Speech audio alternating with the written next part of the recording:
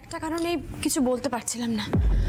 আমি কিছু বললেই মামনি ভাববে আমি মামনির এগেইনস্টে যাচ্ছি, সবসময় মামনির কথার অবাধ্য হই। তা তো নয়। আমি জানি যে ও রঘু নাকি মন্দার, এটা না জানা পর্যন্ত ওকে কোনো কিছুতে ইনভলভ করাটা সেফ নয়। কিন্তু তুমি এটাও ভেবে দেখো, এই মন্ত্রীর কাজের জন্য তো আমাদের রোজ রোজ বাইরে বেরোতে হবে, তাই না? এবার বাড়িতে এতগুলো বয়স্ক মানুষ রয়েছে, রোহিণী দিদি রয়েছে, সবাইকে ওর ভরসায় রেখে যাওয়াটা একেবারে উচিত কাজ হবে না। আর রোহিণী দিদি তো ওর ব্যাপারে একেবারে অন্ধ, ওকে অন্ধ বিশ্বাস করে। মন্দার যদি কিছু করেও ফেলে ও ধরতেই পারবে না।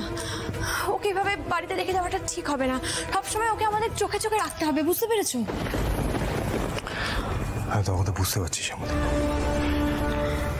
দেখো, এত কষ্ট করে আস্তে আস্তে গ্রেট বেঙ্গল ক্যাটার আবার তার আগের জায়গায় ফেরার চেষ্টা করছে।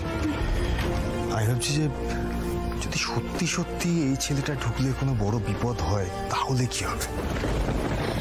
হ্যাঁ, আমি কি বলছি শোনো, ওকে আমাদের কোনো কাজে আমরা ইনভলভ করবো না, শুধু আমাদের সঙ্গে সঙ্গে বেরোবে, আমাদের সঙ্গে সঙ্গে ঢুকবে, ব্যাস এইটুকুই। মামুনকে একটু বুঝিয়ে বলবে, ওকে চোখে চোখে রাখতে হবে।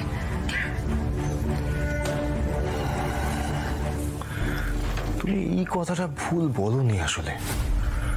মানে এই মন্দারকে আমরা এখন অব্দি শুধুমাত্র 4 দেয়ালের মধ্যেই দেখেছি, রাইট? বাইরে বেরোলে ওর বিহেভিয়ারে কোনো চেঞ্জেস আসে কিনা সেটা আমরা জানি না। আর তুমি বলছো না ওর কাছে একটা ফোন আছে, তুমি যে ভাবছো যে ওর ফোনে কথা হতেই পারে বাইরে বেরোলেও কারোর সাথে ফোনে কথা বললো। আমরা সেখান থেকে একটা ক্লু পেতে পারি, আর সেই ক্লুটা ধরে এই ছেলেটা মন্দার না রঘু সেটা ধরার একটা সম্ভাবনা কিন্তু তৈরি হয়ে যাবে। একদম ঠিক। এইভাবেই আমরা এক ছেলে 2 পাখি মারতে পারবো।